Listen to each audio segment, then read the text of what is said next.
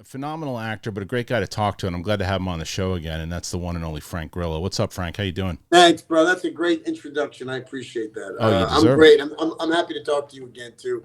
I watch all your interviews. Oh, so do you? Thank you so much. That's very. I That's very do, kind. man. You have some great interviews and candid interviews, and so I'm a big fan too. Oh wow, that's Yeah. super kind. So I told you before we started shooting, I had to bring up our mutual connection. So I produce the former UFC welterweight champion Matt Serra's podcast, Ah, and I love that effing guy, man. I love his energy.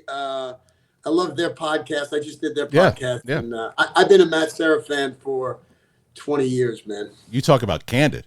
I mean, Oh, but that's so new. Like that's so New York. That is so the vibe of a real New Yorker. yeah. You know, it's like you just say it like it is, and you kind of either accept it or you don't, but you always know it's the truth. Oh, And that's great. oh, Yeah. he's about it. I mean, even in his days when he was on Ultimate Fighter, like shit that he would say, like he's just because he's like real. I mean, like Matt Serra is Oh, real, and he'll tell you straight from the heart, like what he thinks. He doesn't hold back, and he's funny as hell too.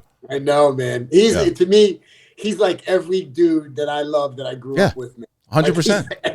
he is the amalgamation of every guy that I grew up with. You Yeah, know, they're all tough guys. They're not obviously not UFC champions, but all my friends were tough dudes. They were all smart. They all went to Ivy League schools, yeah.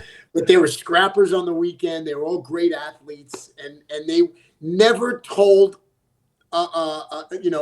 something they never said anything that wasn't fucking almost to a fault. Yeah. You know, Yeah, yeah. 100%. That's so I moved, I lived in LA for 25 years and I moved back to New York. And so and Matt and I became friends because he was a listener of Collider Live. And as you found out, I think on his show, he's like a massive geek. Oh my God. Massive. I mean, he started getting into, I did Peacemaker. I Yeah. just finished Peacemaker with Cena.